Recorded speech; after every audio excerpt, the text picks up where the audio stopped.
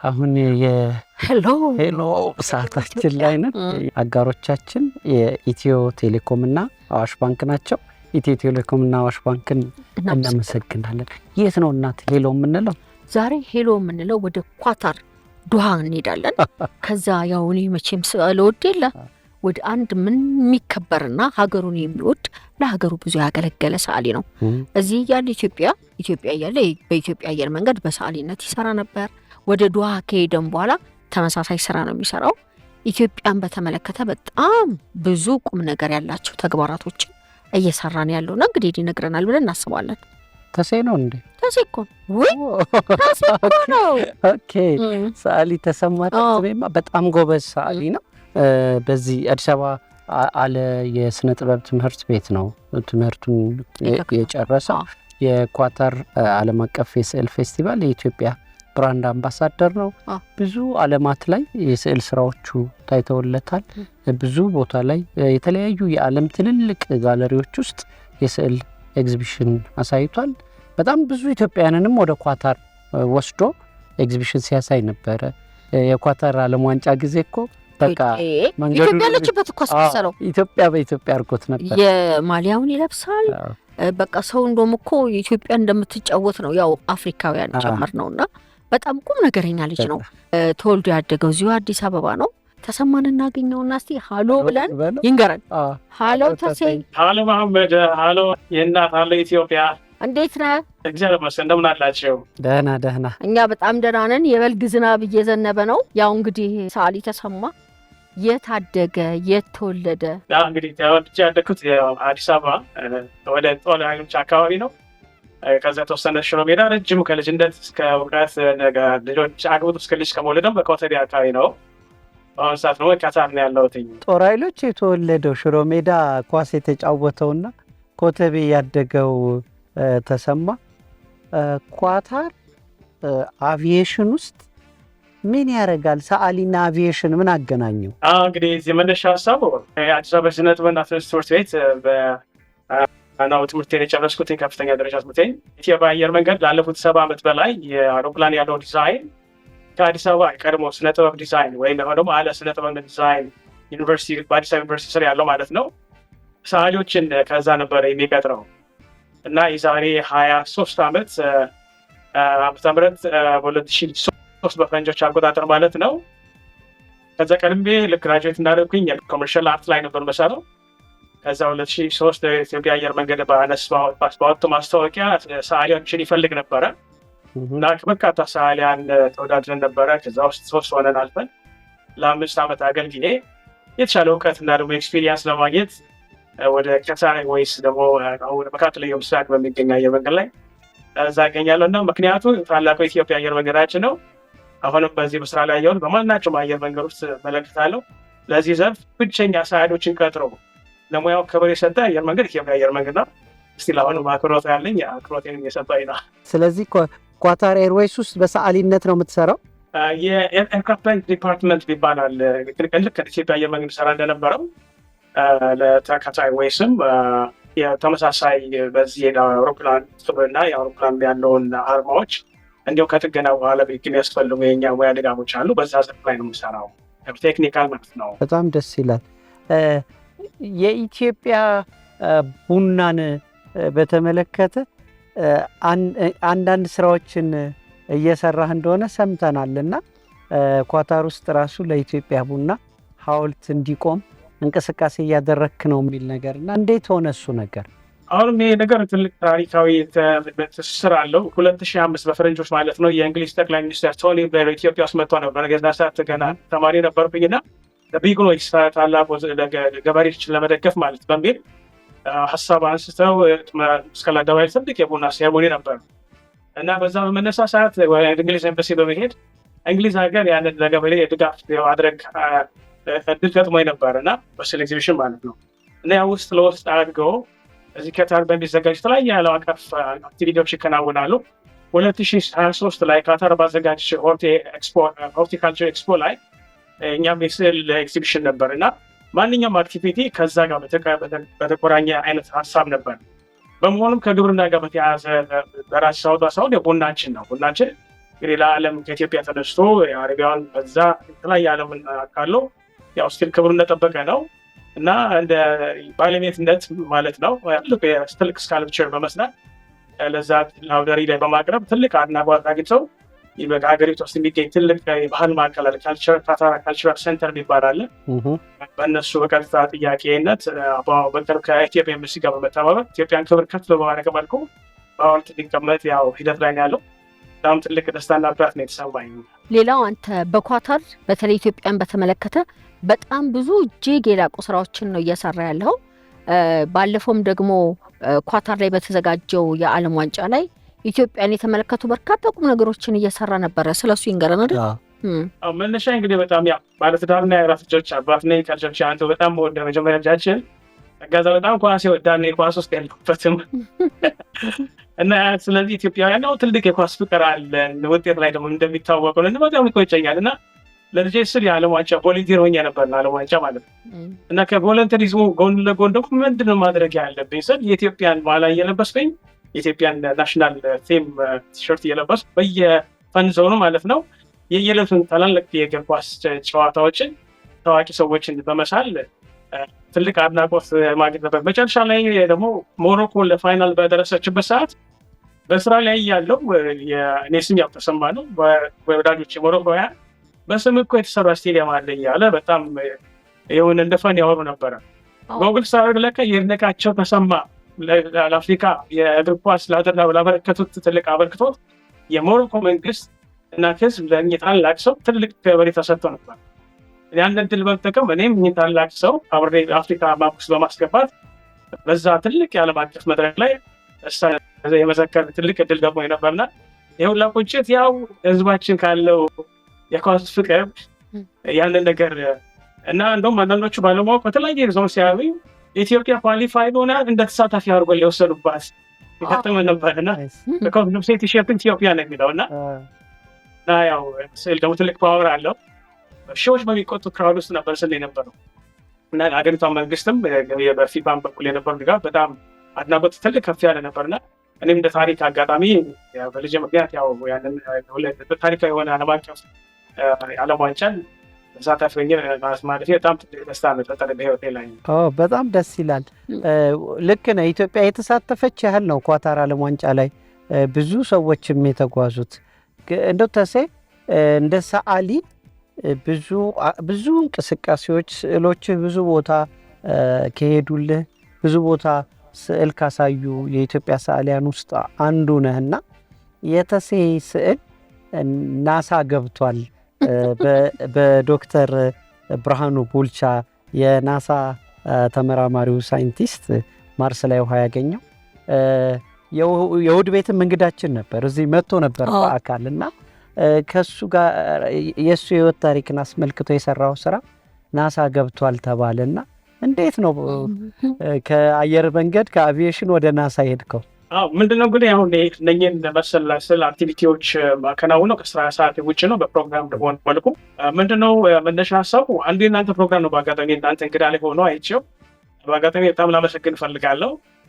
ታላቅ ሰው እውነት ጀግና ሰው የእኛን ትውልድ የሚወክል የሁላችን ነው ፊርማ ጨረቃ ላይ ያስቀመጠ እና በዚህ አይነት በተለይ የኔ አሁን ያሳሳል ስሜት ስገልጸው ለራሴ የራሴን ሰዎች ኢምፓወር ማድረግ የራሴን ሰዎች እና በጎ መልክቶችን ማስተላለፍ ነው ያስኩት። እግዚአብሔር ፈጣሪ ሰጠኝ ብለው እና እዚህ ካታር ውስጥ ደግሞ ትልቅ የባህል ማዕከል አለ። ካታራ ካልቸራል ቪሌጅ የሚባል አለ። ከናሳ የመጡ የጥበብ ሰዎች ነበሩ፣ ሳይንቲስቶች ነበሩ እና ለተለያዩ ዩኒቨርሲቲዎች የሚሰጥ ትምህርት ነበር እና ዘውትር ደግሞ የተጋባዥ ሰዓሊ ነኝ በማናቸውም አክቲቪቲዎች ላይ እና ያንን ሳይንሳዊ ምርምር በቀለም እንዴት ማስቀመጥ እንደምችል አሳይመንት ይሰጠኛል። ያው ፓወር አለው ቀለም በዛ የሆነ ሞካከል እርግጠኛ ሆኜ አንድ ቀን ናሳ ስራ እንደሚገባ አልጠራጠርም። በመቀጠል የእናንተን ፕሮግራም ተመለከት። እዚህ የኢትዮጵያ ኤምባሲ ደግሞ የዲያስፖራ ፕሮፌሽናል ዲያስፖራ ግሩፕ አለ። እዛ ግሩፕ ላይ የዚህ ታላቅ ሰው ታሪክ እንትን ይባላል ሳነብ በጣም ኢንትረስቲንግ ሆኖ አየሁት። እኔ ሶሻል ሳይንስ ተማሪ ነኝ፣ ምንም አይገናኝም ከዛ ጋር እና አድናቆት እየጫሪ ጻፍ ስጽፍለት ምስል በአንድ ሰሜን አሜሪካ ላይ ያሉ ኢትዮጵያውያን ሰዓሊያን አሻራ የተሰኘ ታላቅ ማህበር መስረታ ምክንያት ወደዛ ተጋብዤ ነበር እና ይህንን ታሪካዊ አጋጣሚ በመጠቀም እኔም በዚህ ታላቅ ሰው ህይወት ዙሪያ ላይ ማለት ነው የሰራው ምንድን ነው ጨረቃ ላይ የሚገኝ እርጥበትን ዲቴክት የምታደርግ ታይኒ ሌዘር ነው የሰራው እና የግድ አልበርት አንስታይን ሌሎች ሳይንቲስቶች የራሳችን ስለምን አናከብም በሚል አንደኛች ራሷን የሰሱር ነው የሰራዋት እና የሱን ፖርትሬት እና ከተለያየ የራሱ የፎርሙላ ዲራይቭ ካደረጋች ፎርሙላዎች ኮምፖዝ በማድረግ እነኛን በማያያዝ ጨረቃዋንም እነሱ ራሱ በቀጥታ ወደ አሜሪካ በመሄድ ትልቅ የስለ ድርጅቱ አካል ነበረ። አገናኝ በአካል ተገኘልኝ። በመቀጠል ደግሞ ስራዎችን ያው ራስ አገቡ። በጣም ያስገርም ትልቅ መነሻው ከካታር ከዛ የእናንተ ፕሮግራም ከዛ ወደ ካታር ተመልሶ ወደ ናሳ ገባ ማለት ነው። ይህ ሰው በመቀጠልም ሳም አልቆመም። ወደ አዲስ አበባ ውስጥ ኢትዮጵያ ውስጥ የተከፈተ አዲስ ሳይንስ ትምህርት ቤት አለ። ትልቅ ሳይንስ ለዛ ዝግጅትም የኔ ስራዎች በጣም ኢምፖርታንት ለሳይንስ ተማሪዎች ጠቀሜታ ያለው በሚል ሀሳብ በዚህ ታላቅ ሰው ጠያቂነት የኔ ስራዎች እዛ ሄደው መክፈቻው ላይ ዲስፕሌይ ሆነው ያስታውንም በማገልገል ላይ የሚገኙት። ከዚሁ ጋር ተያይዞ ደግሞ በፕሪቶሪያ ለኢትዮጵያ ለፕሪቶሪያው ስምምነት ለኢትዮጵያ አስተዋጽኦ ያደረጉ እንደነ ናይጄሪያ፣ ኬንያ የመሳሰሉ ሀገሮችም እንዲሁ ስጦታ አድርገህ ነበረ። ስለሱ ምስቲ ንገረን። አሁን ተያያዥነቱ ቀደም ሲል ከኦልሞስት ከ20 ምን ዓመታት በላይ ነው ይሄ ታሪክ የሚጀምረው።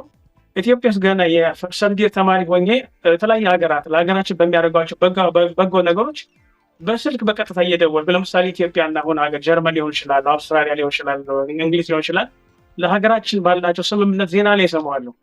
ያንን የታሪካዊ ግንኙነት ወደ ስልክ በመቀልበጥ በቀጥታ ወደ ኤምባሲዎቹ በመደወል አድናቆቴን ማለት በቀጥታ በተዘዋዋሪ እኔ እንደ ባለዕዳነት ስለሚሰራ ያደረጉት ማለት ነው። በእውቀት ሊሆን ይችላል፣ በካፓሲቲ ቢልዲንግ ሊሆን ይችላል፣ በፈርቲላይዘር ሊሆን ይችላል፣ የተለያየ ነገር ድጋፍ በሚያደርጉት አፕሪሼት ማድረግ ይገባናል እና ከዛ ከኢትዮጵያ የጀመረ ነው። ከዛሬ 20 ምናምን ዓመታት በፊት ኢትዮጵያ ያሉት አጠቃላይ ማለት ይቻለው የፈረንሳይ፣ የጣሊያን፣ የእንግሊዝ፣ የጀርመን አጠቃላይ የአውሮፓ ሀገራት ኤምባሲዎች ጋር በመገናኘት አድናቆት ይሰጥ ነበር። አሁን ደግሞ ሀገራችን በገጠማት የውስጥ ችግር በተለይ ሰሜኑ አካባቢ በተፈጠረው ፕሮብሌም የናይጄሪያ፣ ደቡብ አፍሪካ እና የኬንያ መንግስታት በሀገራችን የጦርነት መቆም የፕሪቶሪያ ስምምነት ጋር በተያያዘ በእውነት ጦርነት እጅግ አስከፊ ነው። በአጋጣሚ እና ጦርነት ሊቆም ይገባል። ንጹሐን ለቅሶ እንባቸውን ልታደግ ይገባል። ይሄ እንግዲህ ሁላችንም ሊያስደስት የሚገባ ነገር የጦርነት መቆም እና ስለዚህ እንደ አንድ ሰዓሊ ምንድን ነው የኔ ፓርት በሚል እንደኛ መንግስታት ደረጃ መሄድ ባልችልም የእነሱ ተወካዮች እዚህ ስላሉ በኤምባሲዎቹ በመደወል ለዛ ዲዘርቭ ሊያደርግ የሚችል ጥበባዊ ስራ በመስራት አድናቆቴን የሰጠሁበት ነበረ። በደቡብ አፍሪካና የኬንያ በተለየ መልኩ አካባቢ ሲያደርጉ የናይጄሪያዎቹ በጣም ግን የሚያስገርም ገጠመኛል። ምንድነው በአብዛኛው ናይጄሪያንስ ያው የራሳቸው ታውቁበትን አካሄድ አለ እና የስጦታ ግራ ገብቷቸው እንደውም የዚህ አይነት ከበሬታ ማግኘታቸው በስዕሉ የሰጠው ድባብ በጣም አስገራሚ ነበረ እና ስለዚህ ስራዎች የምንጠቀመው ለዲፕሎማሲ እና ለተለያየ አይነት ዴቨሎፕመንት ኢንቫይሮንመንት ከሳይንስ ምርምር ጋር ከተለያየ አይነት ጋር አድርገን የምንጠቀመው ምክንያቱም ስዕል ዩኒቨርሳል ነው እና ስፖርት ውስጥ ይገባል እና እንደዛ የተፈጠረ አጋጣሚ ነበር። በጣም ደስ ይላል። ከዚህ ጋር ተያይዞ እንደውም እናትዬ የኳታር ዓለም አቀፍ አርት ፌስቲቫል የሚባል አለ። QIAF ነው መሰለኝ ምህጻረ ቃሉ። የእሱ የብራንድ አምባሳደር ነህ እና ተሰማ ከእሱ ጋር በተያያዘ ምን እየሰራ ነው? እንዴትስ የብራንድ አምባሳደር ሆነ? እንግዲህ አሁን በዚህ ከሳር ስራ እና ህይወት ከጀመርኩ ላለፉት ውብ የሆነ 17 ዓመት ውስጥ ነው። እንግዲህ በዚህ በጣም ውብ የሆነ ሰዓት ውስጥ ያው አክቲቭሊ ስለ እንቅስቃሴዎች እሳተፋለሁ የተለያዩ ወርክሾፕ ኤግዚቢሽኖች ላይ እና በመሆኑም አንድ ትልቅ ማፕሲንግ ኢንተርናሽናል ይባል ትልቅ የስነ ጥበብ ማዕከል አለ። ያ ስነ ጥበብ ማዕከል በካታር ስለሚኖሩ ማናቸው ዜጎች ድኖ በማመቻቸት ተሳትፎ እንዲያደርጉ ያደርጋሉ።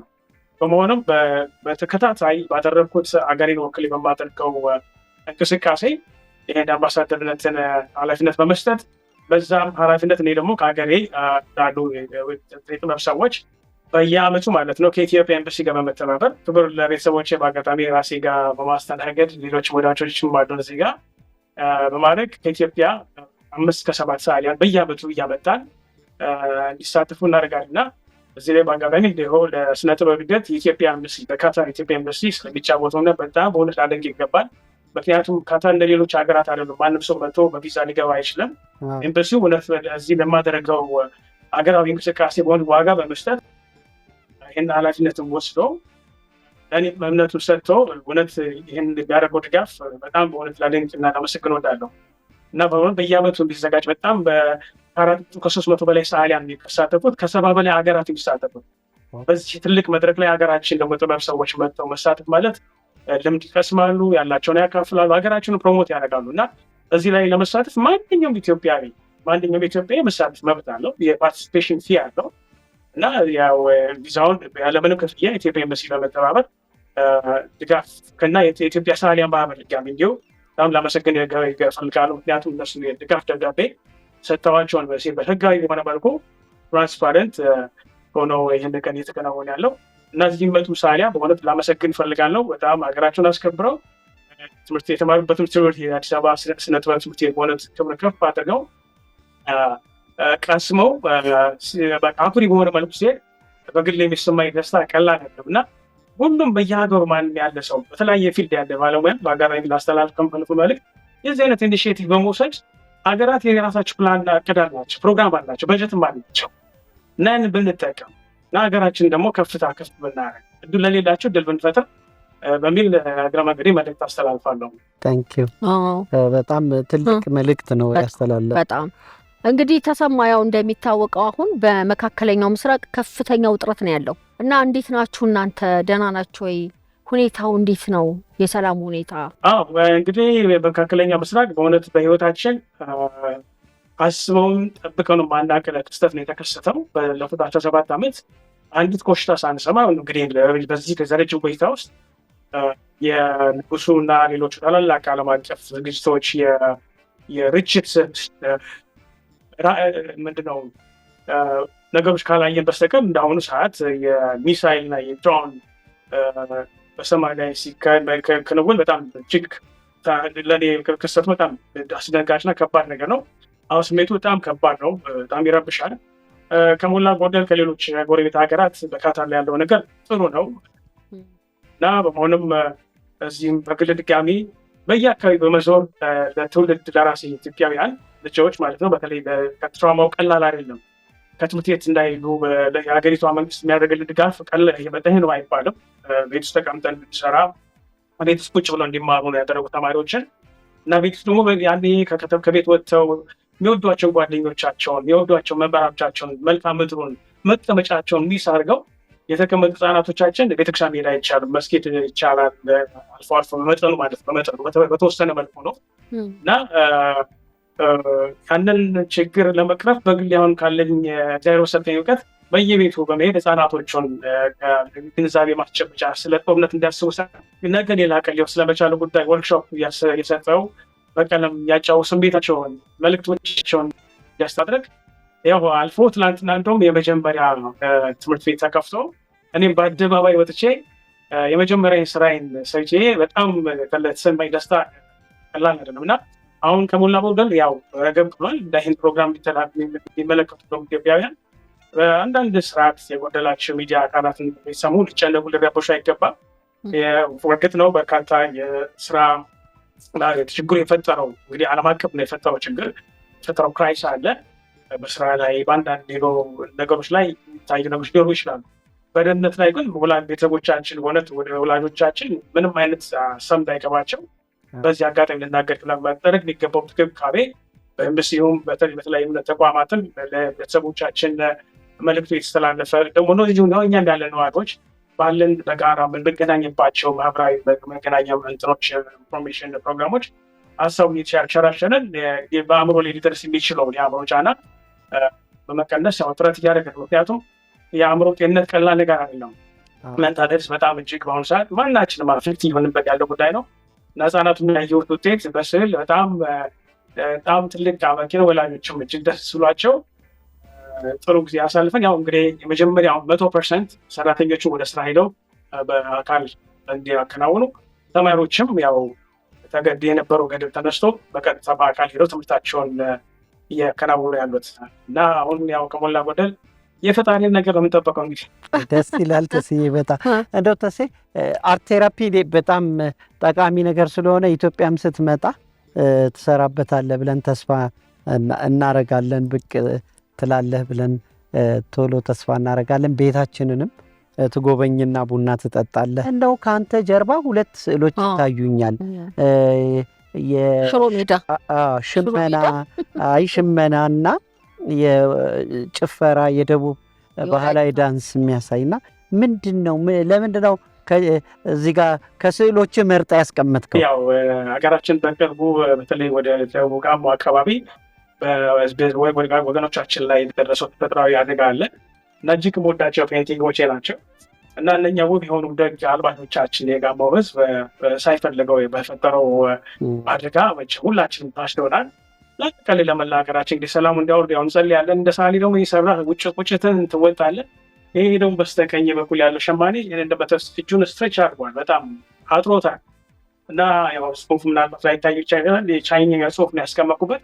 በአሁኑ ሰዓት ይሄ ጋሞ በእውነት ለዘመናት ማለት ነው ጥበብን ያስተማረ በእውነት ድምፅ ለሆነው ፈልጋለሁ። በዚህ በተለይ ዛሬ ዓመት በተደረጉ ታላቅ ዓለም አቀፍ ኤግዚቢሽን ላይ ድምፅ ለመሆን ለእኔ ጥበብ ሰው ማለት ነው እና የሳርኮት ስራ ነው እና ምንድነው አሁን ለምሳሌ ከታች ያሉት ሸማኔዎቻችን ኢቭን ህፃኖቻችሁ ራሱ ሌበር አቢዩስ የተደረገ ነው እንደምንሰማው እና የሆነ ግለሰቦች ወጥ ነው በአደባባይ ዲዛይነር ከሌ ተብሎ ክሬዲት ይወስዳል እና ይህን ደግሞ ዲዛይነሮቹ ማናቸው የሚጠበብ ሰዎች ይህን እናንተ የተባለ የጥበብ ሰው ሸማኔያችንን በእውነት እንታደግ ድምፅ እንደሆነው ነው እና እዛ ጉድጓድ ውስጥ ተቀብሮ ያን የመሳሰለ ፓተርን ዲዛይን ሰርተው ግን እሱ ስሙ አይነሳም አይንትና ይባልና ከነ ውበት የሆነ ግሬሱ ከነ እንቅስቃሴው ያው ችግሩ ስለመሆኑ ከዛም ሪፕሮዲውስ እየተደረገውን ቻይና ተመርቶ እየመጣ የሱ የለፋበት ዋጋ እያጣ ያለበት ሁኔታ አለና ያቆጭል።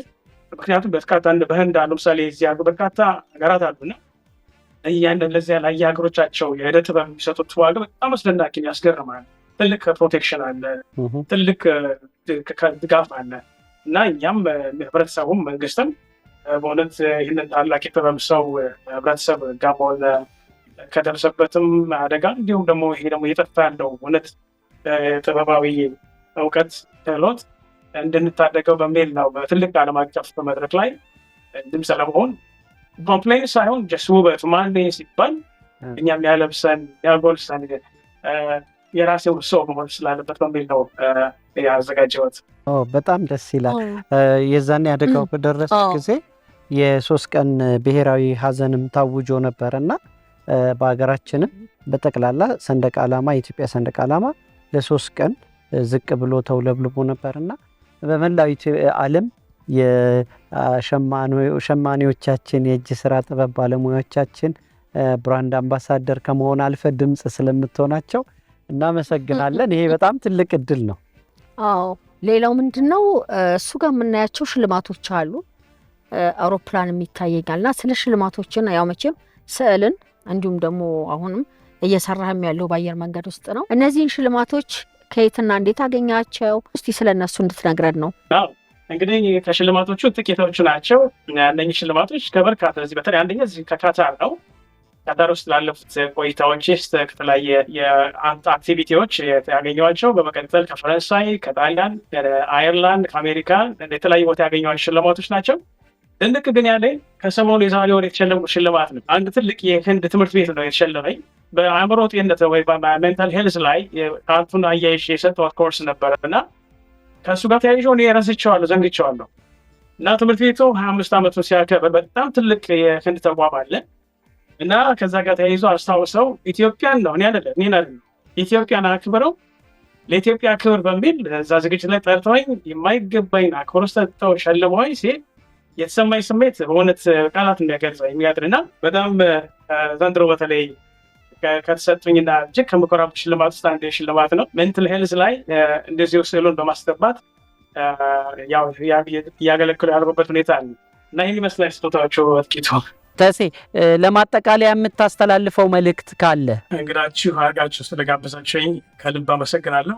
በእውነት ፕሮግራማችሁ እጅግ አስተማሪ፣ በተለይ ደግሞ ለጥበቡ ቦታ ሰጣችሁ ለፕሮግራም ተከታታዮቻችሁ እያስተላለፋችሁት ያለው ለእኛም ለባለሙያዎች እና ለጥበቡ የተሰጠው ክብር በእውነት ትልቅ አድናቆት አለኝ። ከልብ አመሰግናለሁ። በርቱ። ፕሮግራማችሁ ያማረ የሰመረ እንዲሆን ከልብ እመኛለሁ። አመሰግናለሁ። ይመስልን። እሺ፣ እኛም እናመሰግናለን ተሴ። እርግጠኛ ነን በሌላ ጊዜ መተህ እዚህ አብረህም ቡና እንደምትጠጣ ቤታችንን እንደምትጎበኝ። መልካም ጊዜ፣ አሪፍ ጊዜ አይደል ማለት በጣም ደስ የሚል ጊዜ አሳለፈን። አዎ ቤተሰቦቻችን እንግዲህ የዚህ ሰዓት አጋሮቻችን አዋሽ ባንክና ኢትዮ ቴሌኮምን ከልብ እናመሰግናለን።